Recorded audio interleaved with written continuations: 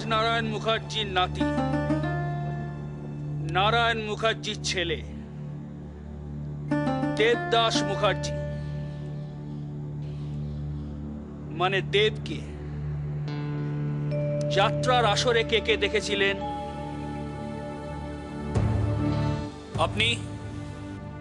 হ্যাঁ, দেখেছি। সেদিন মেলায় বড় কর্তাকেও দেখেছি, আর বড় কর্তার সঙ্গে তার নাতি দেবদাস মুখার্জিকেও দেখেছি। মেলার কথা হচ্ছে না, আরে মেলায় তো গ্রামের সবাই গিয়েছিল। এখানে জিজ্ঞাসা করা হচ্ছে যে যাত্রার অন্দরমহলে আপনি কি সন্দেহভাজন কাউকে দেখেছেন? অন্দরমহলে দেখেছেন কি? আগে না। অফিসার, আপনি নিশ্চয়ই শোনা কথার উপর ভিত্তি করে তদন্ত করতে আসেননি। Please proceed.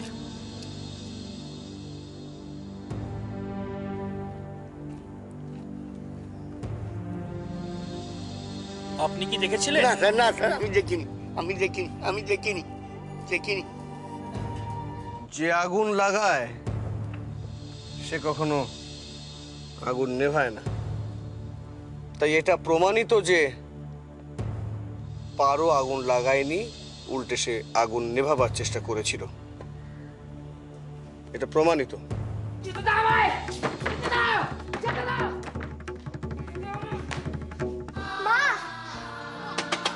মা, দরজাটা খোলো না।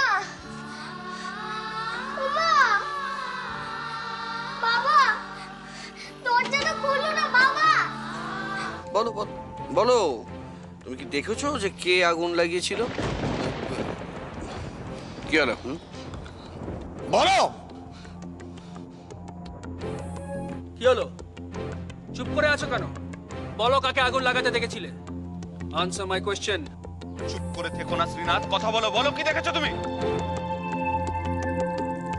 আজ্ঞে কর্তা, আজ আমি ধর্মরাজের বেশে আছি, মিথ্যে কথা বলতে পারবো না। হ্যাঁ, আমি দেখেছি কে আগুন লাগিয়েছে, আমি দেখেছি। আর শুধু আমি না, এ গায়ের আর একজনও দেখেছে। সে কে? বলো, সে কে? চুপ করে থেকো না শ্রীনাথ, বলো কে? তাকে এক ডাকে সবাই চেনে। বলো শ্রীনাথ, সে কে? তার নাম আমি বলতে পারবো না। কেন? বললাম তো, মরে গেলেও আমি বলতে পারবো না। কিন্তু আমি সচক্ষে দেখেছি কে আগুন লাগিয়েছে। মাটি থেকে জ্বলন্ত একটা সিগারেটের টুকরো নিয়ে আমি দেখলাম। কি দেখলে?